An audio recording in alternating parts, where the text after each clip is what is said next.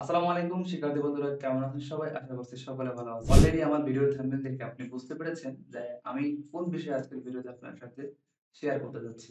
তো বিশেষ করে যারা ২০২৫ সালের এক্সাম পরীক্ষায় অংশগ্রহণ করবেন বা অংশগ্রহণ করতে যাচ্ছেন তাদের জন্য মোস্ট ইম্পোর্টেন্ট। কেননা আমরা সকলেই জানি ক্লাস ৯ম শ্রেণীর যে রেজিস্ট্রেশন কার্ড সেটা বোর্ড কর্তৃক প্রতিষ্ঠানে দেয়া হয়েছে। পাশাপাশি প্রতিষ্ঠান থেকেও কিন্তু শিক্ষার্থীদের মাঝে এই কার্ডটি বিতরণ করা হয়েছে ক্লাস টিচার কর্তৃক।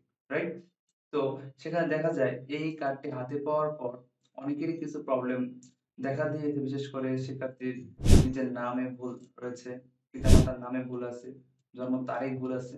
আরেকটি ভুল আছে সেটি হচ্ছে ছবিতে ভুল। পাশাপাশি আরো একটি ভুল দেখা যায় সেটা হচ্ছে শিক্ষার্থীদের গ্রুপ সাবজেক্টের প্রবলেম। বিশেষ করে যাদের সায়েন্স গ্রুপ আছে তাদের ক্ষেত্রে এই প্রবলেমটি বেশি হয় এবং পাশাপাশি যারা ছাত্রী তাদের কিন্তু যেমন হোম সায়েন্স, এগ্রিকালচার এই ২ টি বিষয়ের ক্ষেত্রে একটি ভুল হয়ে থাকে। অনেক ক্ষেত্রে হয় যারা সায়েন্স গ্রুপ আছে কোনভাবে হয়ে গিয়েছে কমার্স বা কেউ কমার্স এর স্টুডেন্ট হয়ে গিয়েছে সায়েন্স। এই প্রবলেম গুলো থাকলে সেগুলো আপনি কিভাবে সলভ করবেন সেটাই আজকের ভিডিওতে আমি আপনার সাথে শেয়ার করব। চলুন তাহলে আমরা ভিডিওর মূল টপিকে চলে যাই। তো শিক্ষার্থী বন্ধুরা, আপনারা আমার হাতে একটি কার্ড দেখতে পাচ্ছেন।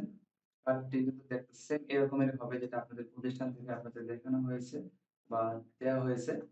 যেমন কার্ডের এই পাশে ছবি থাকে। এই ছবিটি অনেকের কার্ডে ভুল হতে পারে, হয়ে থাকে আরকি। তো এই ছবিটি আপনি কিভাবে সলভ করবেন? তো আমি ধরে নিলাম এই ভুলটি আপনার চোখে ইতিমধ্যে ধরা খেয়েছে বা আপনি এই ভুলটি দেখতে পেয়েছেন।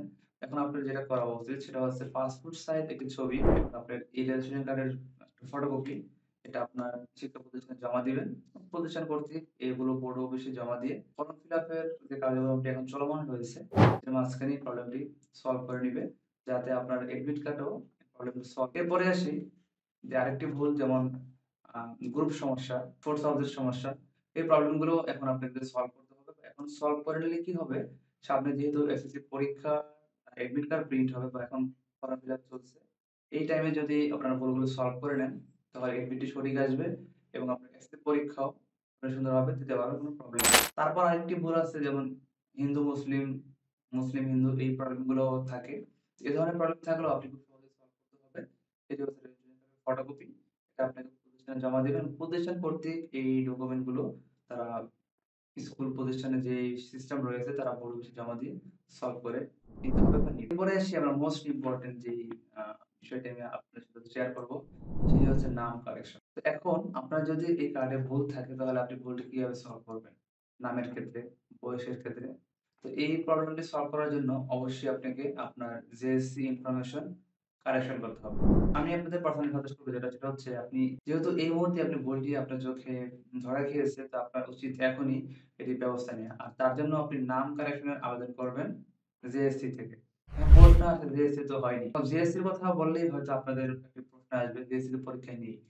পরীক্ষা না থাকলেও প্রতি বছর আমাদের আ জেএসসির জন্য ক্লাস 8 এর ইনফরমেশন বোর্ড অফিসে আমাদের এন্ট্রি করতে হয়। তো ইনফরমেশন পাঠাতে হয়। বোর্ড কর্তৃক একটি রোল নাম্বার এবং একটি রেজিস্ট্রেশন নাম্বার প্রতি বছরই দেওয়া হয়।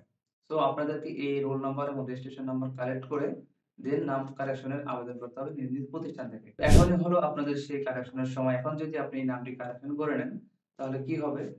সামনে যেহেতু ফর্ম ফিল আপ এর পরে এডমিট কার্ড প্রিন্ট হবে সেখানে কিন্তু আপনার এই নামটি সংশোধন হয়ে প্রিন্ট হবে।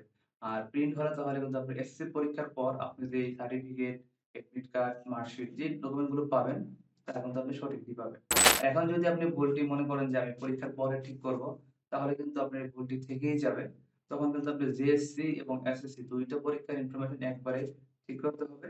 আপনার কিন্তু টাকা পয়সার খরচটিও বেড়ে যাবে। আপনার উচিত যেহেতু এই মুহূর্তে আপনার ভুলটি দেখা দিয়েছে বা এখন সুযোগ আছে জেএসসি ২০২২ অবশ্যই আপনি আপনার প্রতিষ্ঠান থেকে জেএসসি ২০২২ এর রোল নাম্বার এবং রেজিস্ট্রেশন নাম্বার সংগ্রহ করবেন। দেন আপনি নাম কারেকশন এর আবেদন করবেন।